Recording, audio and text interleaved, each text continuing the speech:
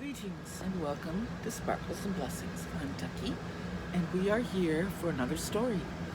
This story happened 1975, and there was a lot going on in music at that time. It was the 70s, things were changing,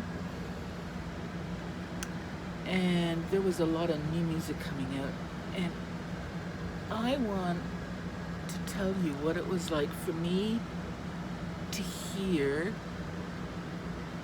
Layla the first time. Now, Layla was done by Derek and the Dominos, 1970, 72. And the first time I heard Layla, it wasn't Derek and the Dominos that were playing it. It was a school audition for a program. There was going to be a talent show. Yeah, I was auditioning too. And then two fellows came to the stage, and one played the piano and the other played a guitar.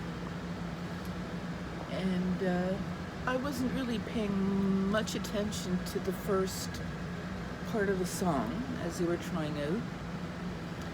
But then later, the piano picked up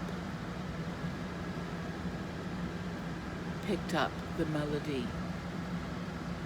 And so the piano began to play Layla, the piano part. You know, the one that we all love, and it was such a crescendo of music and emotion. You know, it was a love story. I found it very moving, and it wasn't even Dirk and the Dominos. It was somebody playing it on the piano. Mind you, he was playing it very well, and I don't remember his name, and it was an unforgettable experience for me. And to kick it all off, those same fellows taught me about a new band, Sparks, and their album Kimono My House. Now, if you were born in the 2000s, you don't know what this is all about, and you have a lot to discover when it comes to music. So, I just wanted to run that by you. Hearing Layla for the first time, you can't imagine what it was like when I really heard it. It was just wonderful. Yeah. So that was my story of hearing Derek and the Dominos song Layla.